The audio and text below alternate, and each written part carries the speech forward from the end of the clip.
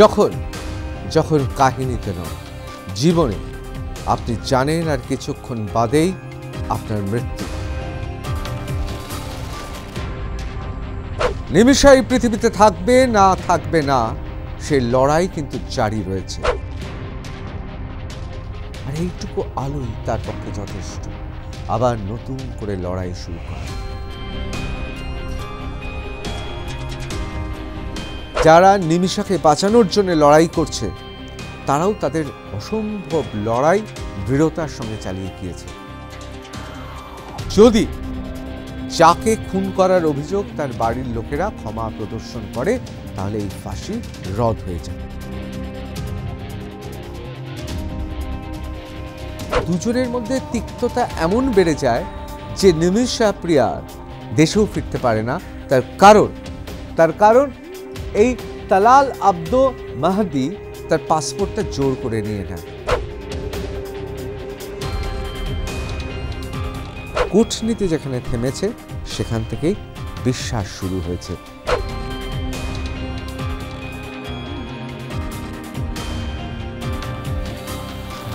আমি আজকে আলোচনা করব স্টোরি অফ নিমিষা প্রিয়া।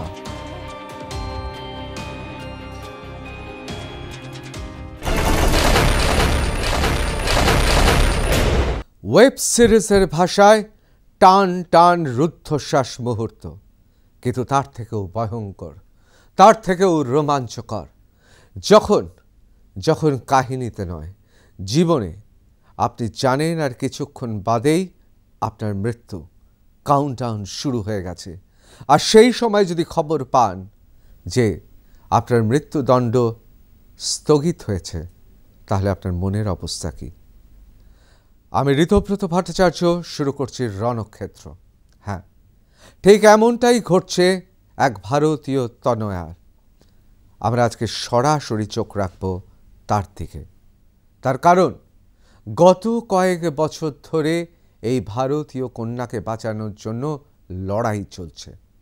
সব কিছু ঠিক ছিল, সব কিছু যদি ঠিক মতো চলতো তাহলে তার মৃত্যুদণ্ড এতক্ষণে হয়তো হয়েই যেত, কিন্তু না। শেষ মুহূর্তে আবার কোথাও ক্ষীণ আশার আলো পাওয়া যাচ্ছে। আমি আজকে আলোচনা করব স্টোরি অফ নিমিষা প্রিয়া। এই নিমিষা প্রিয়া কি, কেন, কি বৃত্তান্ত আপনাদের বিস্তারিতভাবে জানাবো। আপনারা জানেন যে এই নিমিষা তিনি হচ্ছেন কেরালার নার্স। তিনি এক ভয়ঙ্কর অভিজ্ঞতার মধ্য দিয়ে যাচ্ছেন। এখনও তার লড়াই চলছে। নিমিষা এই পৃথিবীতে থাকবে না সেই লড়াই কিন্তু জারি রয়েছে। একটু সবিস্তারে আপনাদের জানাই। A night of hearing made the difference, how nurses' execution was delayed. অর্থাৎ এক রাত্রে হিয়ারিংয়ে সমস্ত কিছু বদলে গেল। আমাদের যে ভারতীয় কন্যা অর্থাৎ নার্স, তার এক্সিকিউশন মৃত্যুদণ্ড আবার পিছিয়ে দেওয়া হলো। A trained nurse who went to Yemen for work in 2008 found herself entangled in an abusive partnership with her Yemeni business associate Talal Hebdo Mahdi. 2008 সালে সেই ঘটনা এবং তার ইয়েমেনে যাওয়া এবং তার পরবর্তী সময় অর্থাৎ 2018 পর্যন্ত তার সংগ্রাম এবং 2018 পর তার বেঁচে থাকার সংগ্রাম ইতিমধ্যেই আপনারা অনেকে জানেন। তাও আমি আপনাদের একটু মনে করিয়ে দিই। A night of hearing made the difference, how nurses' execution was delayed. এক রাতের হিয়ারিং অর্থাৎ এক রাত্রের শুনানি সব কিছু পাল্টে দিল। আপাতত তার মৃত্যুদণ্ড পিছিয়ে দেওয়া হলো। A trained nurse who went to Yemen for work in 2008 found herself entangled in an abusive partnership with her Yemeni business associate Talal Abdo Mahdi. অর্থাৎ এই তালাল আব্দো মাহাদি সে ছিল ইয়েমেনে তার অ্যাসোসিয়েটস, সহযোগী। কিসের সহযোগী? ব্যবসার সহযোগী। অর্থাৎ কেরালার অত্যন্ত প্রশিক্ষণ প্রাপ্ত, অত্যন্ত বলা যেতে পারে যে পটু দক্ষ নার্স প্রিয়া, নিমেষা প্রিয়া, সে ইয়েমেনে যায়। ইয়েমেনে তার একজন বিজনেস পার্টনার ছিল, সেখানে সে তার ব্যবসা শুরু করে এবং সেখান থেকেই ঘটনার সূত্রপাত। New Delhi, Kerala nurse Nimisha Priya news. By the time the sun rose over Sanas, a door had opened just slightly, enough for Nimisha to keep fighting. অর্থাৎ সূর্য উঠেছে, একটু দরজা খুলেছে, খুব অল্প সূর্যের পবিত্র নরম আলো তার সেই কুঠুরিতে প্রবেশ করেছে, আর এইটুকু আলোই তার পক্ষে যথেষ্ট আবার নতুন করে লড়াই শুরু করা। For days, members of the SAFE Nimisha Priya International Action Council had been staring at an irreversible deadline, July 16, 2025, the day Nimisha, a nurse from Kerala convicted of murder in Yemen, was scheduled to be hanged. অর্থাৎ তার ফাঁসি হওয়ার কথা ছিল জুলাই মাসের 16 তারিখে।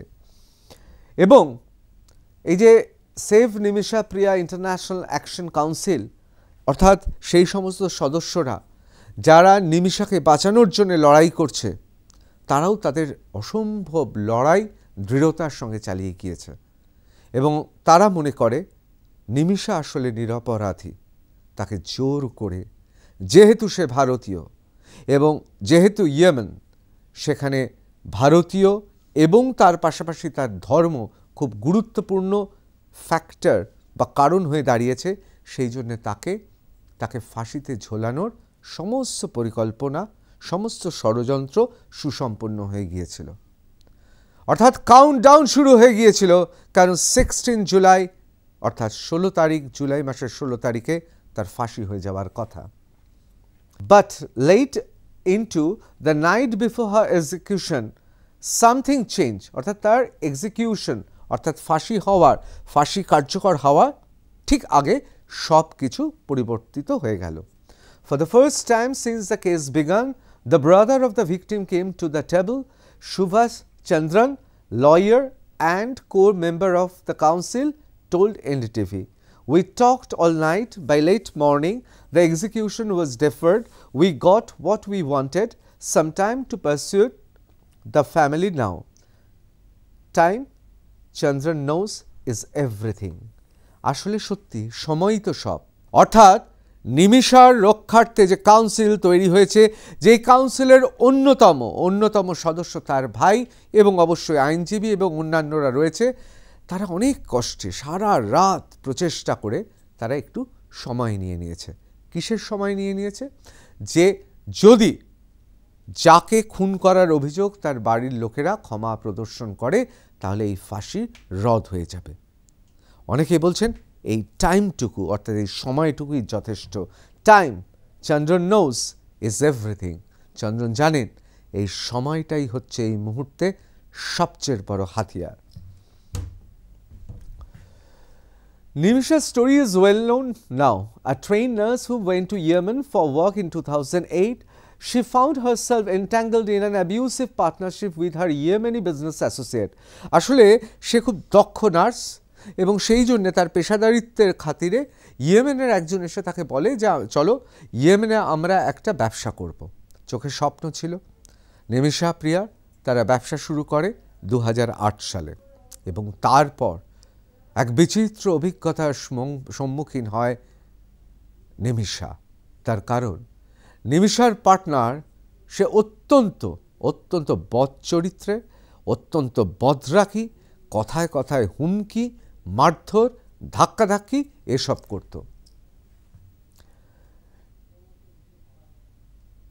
Talal Hebdo Mahdi, in 2017 she was convicted of sedating him allegedly to recover her passport, but he died of an overdose.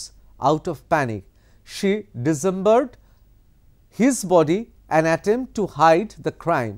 She was eventually awarded the death sentence and then the date was set.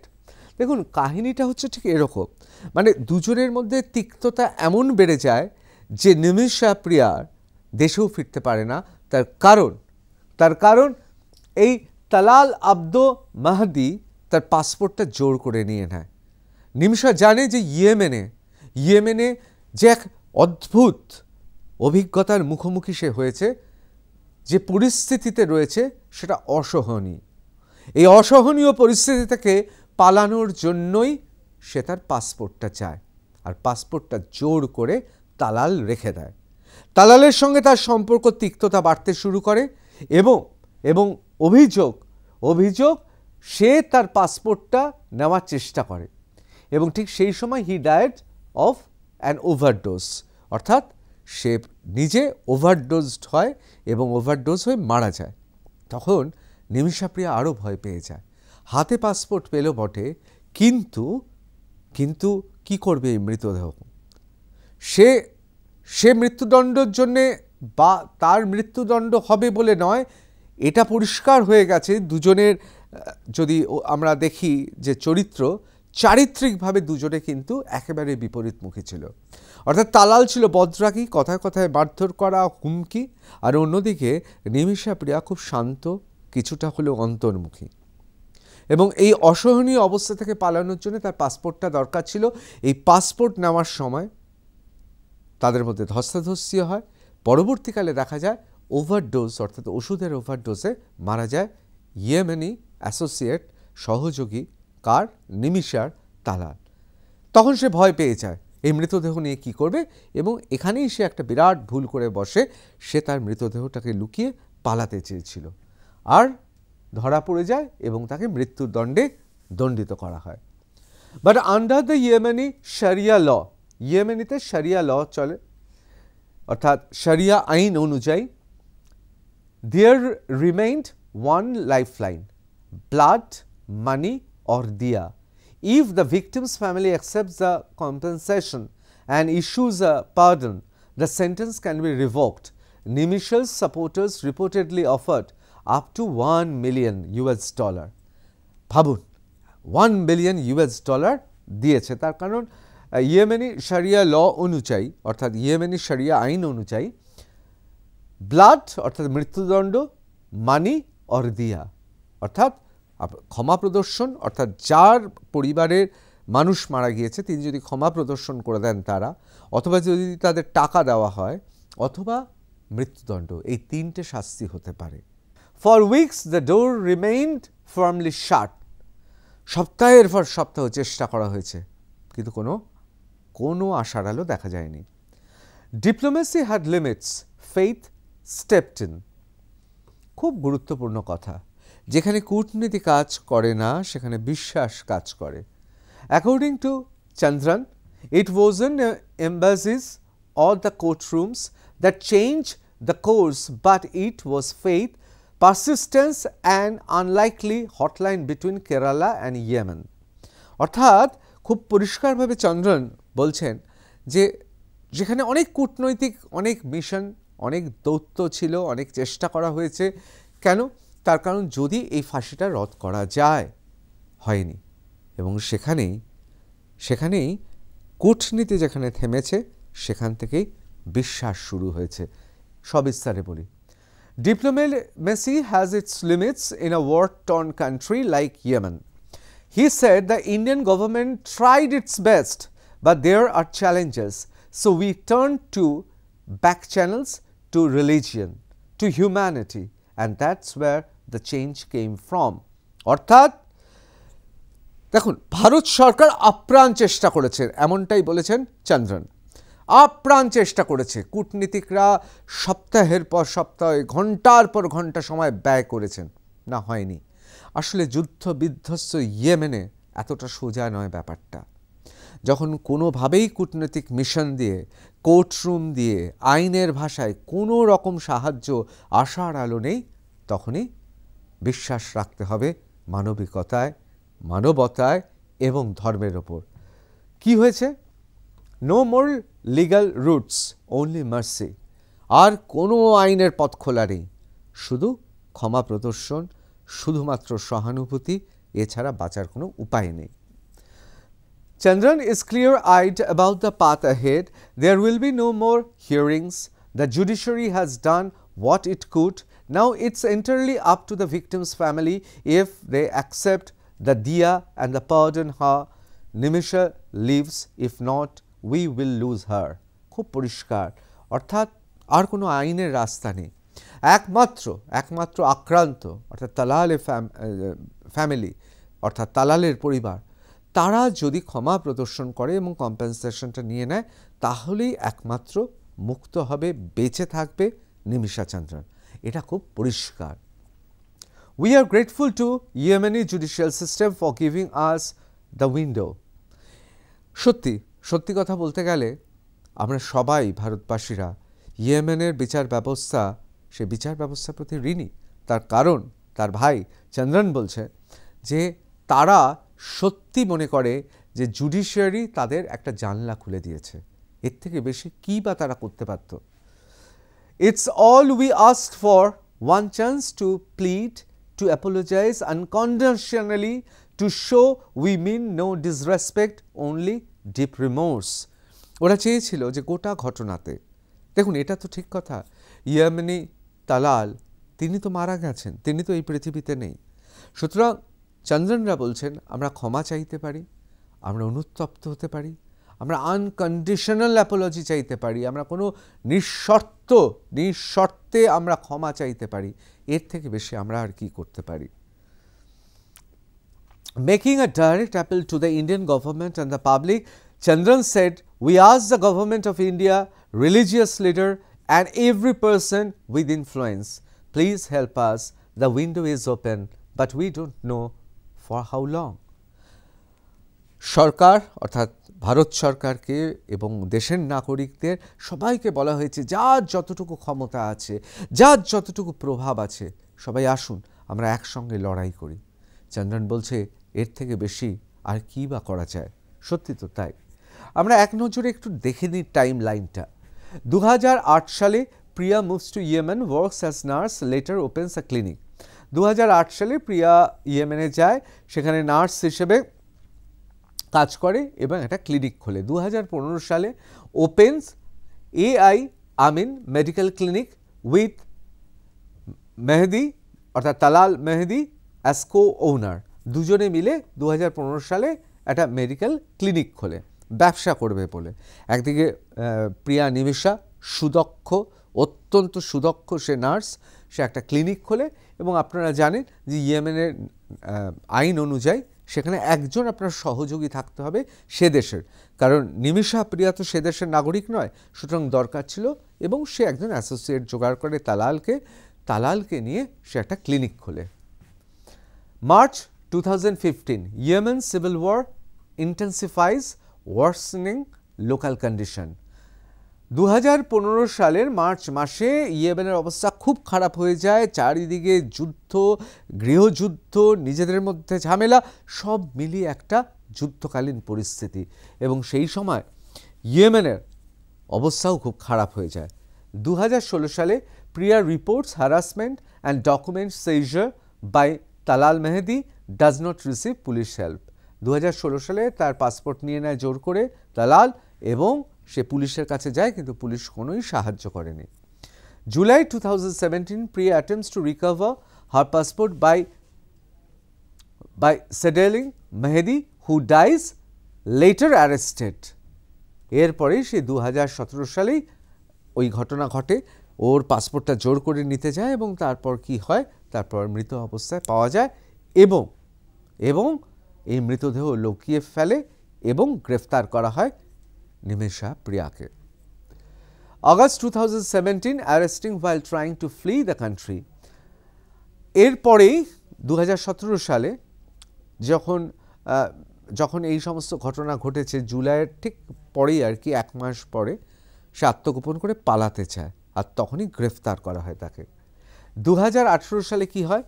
Convicted of murder and sentenced to death, legal assistance reportedly inadequate. 2018-তে তাকে মৃত্যুদণ্ডে দণ্ডিত করা হয় এবং সেখানে তাকে আইনি সেই হিসেবে কোনো সাহায্য করা যায়নি, এক প্রকার বিনা বিচারে মৃত্যুদণ্ডে দণ্ডিত হয়ে গেল। 2020-তে death sentence upheld, save Nimisha Priya international council formed. 2020 সালে Nimisha Priya international action council অর্থাৎ save Nimisha Priya international action council তৈরি হলো। 2023 সালে অ্যাপিল করা হলো ইয়েমেনের সর্বোচ্চ আদালত অর্থাৎ সুপ্রিম কোর্টে, এবং সুপ্রিম কোর্টের ওখানে বলা হয় সুপ্রিম জুডিশিয়াল কাউন্সিল। সেখানে এপ্রিল 2024-এ Priya's family negotiates with victim's family over blood money, অর্থাৎ মৃত্যুর ঘটনা ঘটেছে, তোমাকে ক্ষতিপূরণ দেওয়া হবে, তোমরা আমাদের ক্ষমা প্রদর্শন করো। প্রিয়ার পরিবার তার অর্থাৎ তালালের পরিবারকে জানায়। জুন 2024-এ ওভার $40,000 raised as potential দিয়া ব্লাড মানি অফার। আচ্ছা, এটাকে দিয়া হচ্ছে, ইয়েমেনিতে দিয়াকে বলা হয় ব্লাড মানি, অর্থাৎ মৃত্যুর পরিবর্তে টাকা। সেখানে $40,000 তোলা হয় এবং তাদের সেই টাকা দেওয়ার কথা বলা হয়।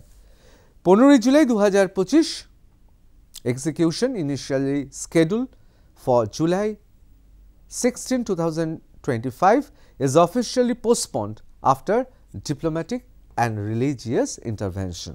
অর্থাৎ জুলাই 15 তারিখে, তার ঠিক 24 ঘন্টা বাদে মৃত্যুদণ্ড হওয়ার কথা, সারা রাত প্রচেষ্টার ফলে ঠিক হয়েছে যে আপাতত পোস্টপন্ড অর্থাৎ রদ করা হলো। এখন দেখার বিষয় কোন দিকে এগোয় জল। Grand Mufti of India, cleric who claims role in stopping Kerala nurse execution.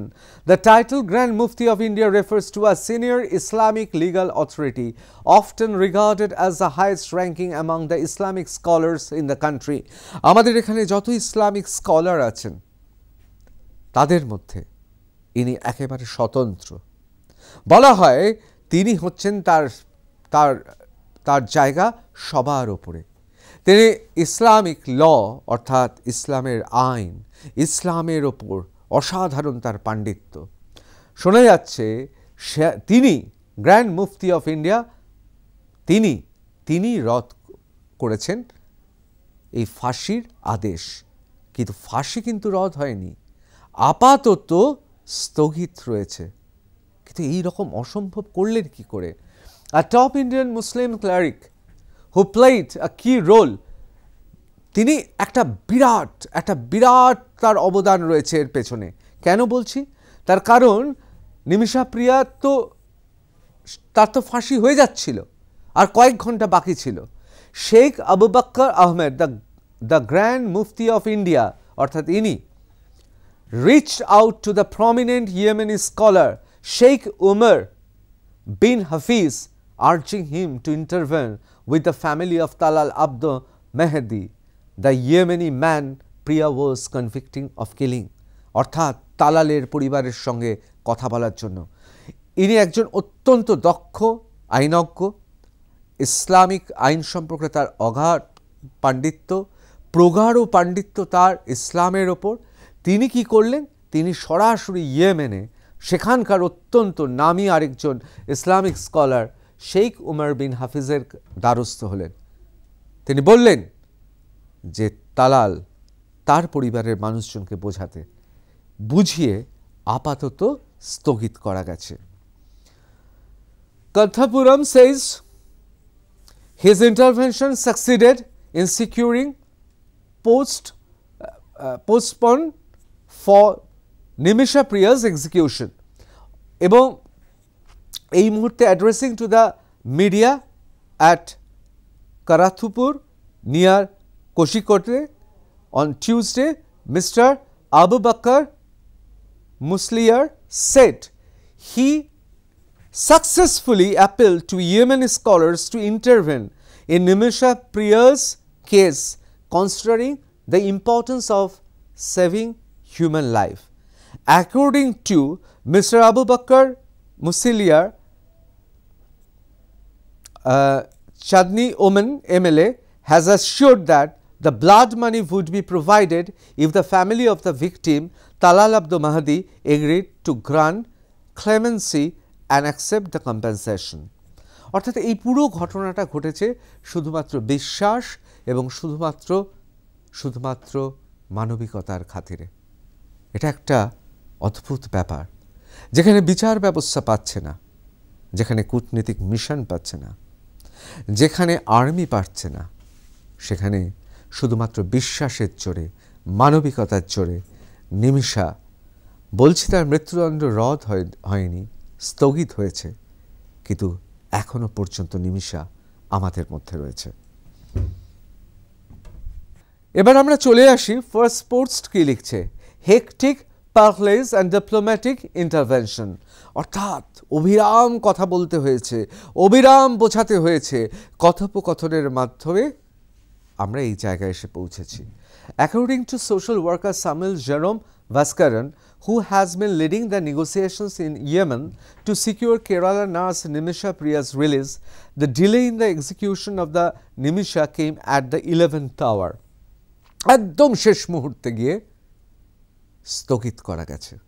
এবং এই যে সোশ্যাল ওয়ার্কার সামিল জেরোম ভাস্করন, তিনি জানিয়েছেন যে একদম শেষ মুহূর্তে, মানে কাউন্টডাউন শুরু হয়ে গেছে, ফাঁসির দড়ি ঠিক হতে শুরু করেছে, সমস্ত কিছু তৈরি করা হচ্ছে, আর কয়েক ঘন্টা বাদেই ফাঁসি।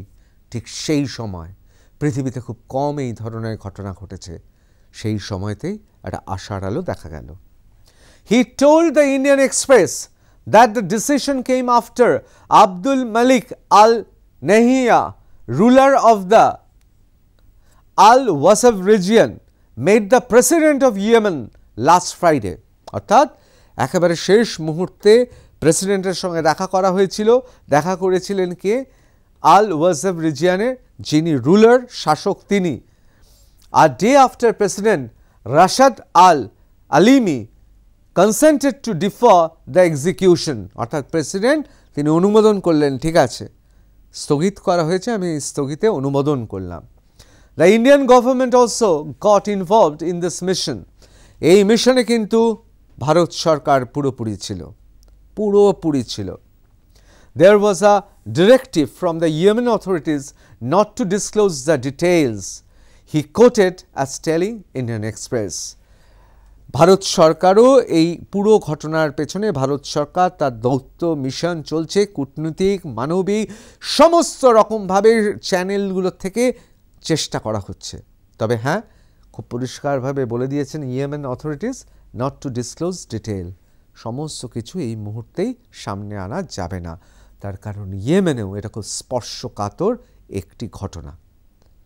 সব মিলিয়ে একটা জিনিস খুব পরিষ্কার, যে যেখানে বিচার ব্যবস্থা, কূটনৈতিক দৌত্য, যেখানে টাকা, অর্থ, ক্ষমতা সব কিছু হেরে যায়, আর সেখানেই জয় হয় মানবিকতা। সত্যি কি রদ হবে তার মৃত্যুদণ্ড? ভারতীয় কন্যা নিমিষা প্রিয়া কি ফিরে আসবে? আমরা কি আমাদের দেশের মায়ের কোলে ফিরিয়ে নিতে পারবো আমাদের কন্যাকে? সময়ই বলে দেবে। জয় হিন্দ।